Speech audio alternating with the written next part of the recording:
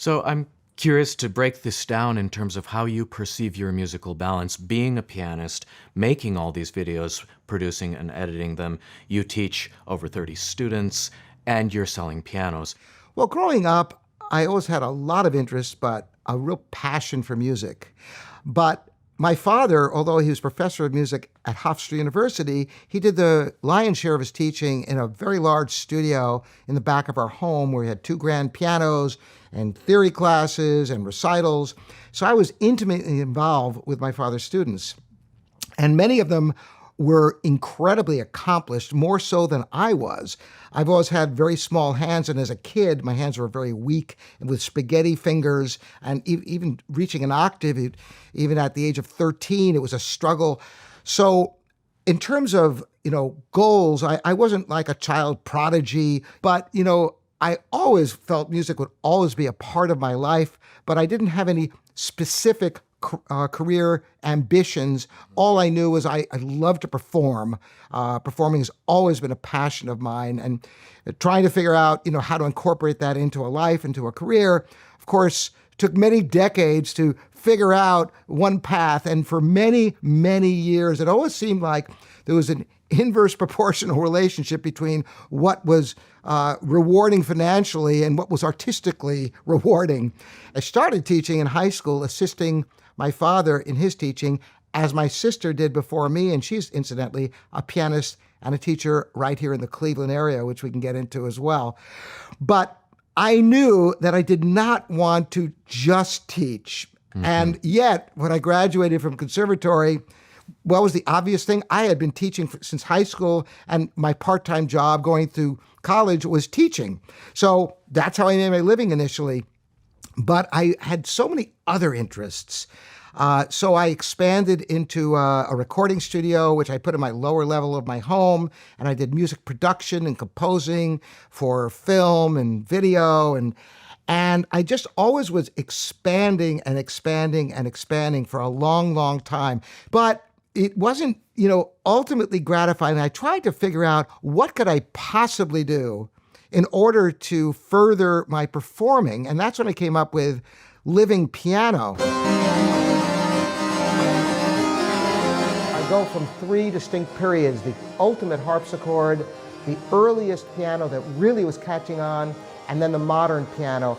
And I performed that dozens of times all over the state of California.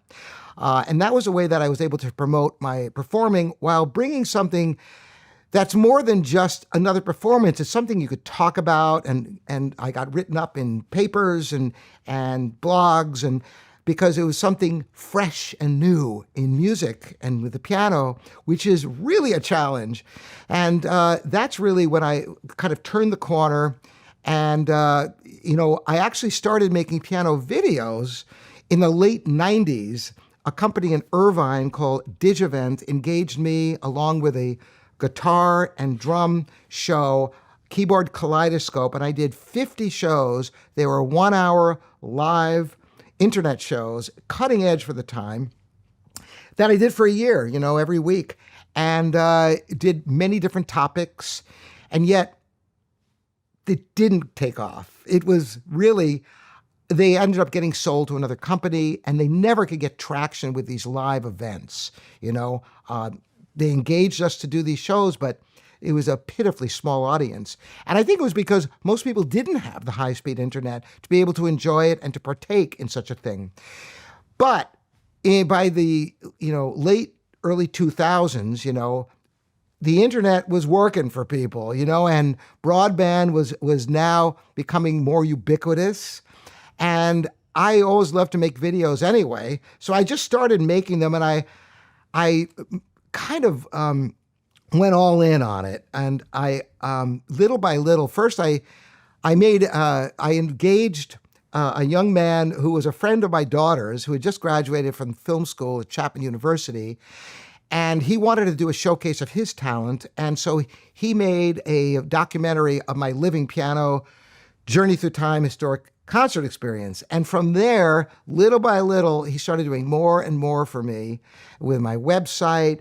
And until he ended up being full-time, and living piano grew into living pianos, because I had always been selling pianos from the time I graduated from conservatory.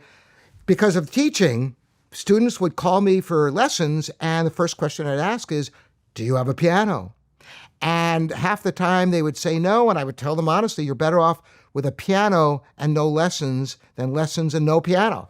So that's when I started, looking for pianos I could have refurbished and sell. And it was such a big demand for this that I just always had extra pianos in my home. We ended up with this big live work loft with dozens of pianos. And so that always grew.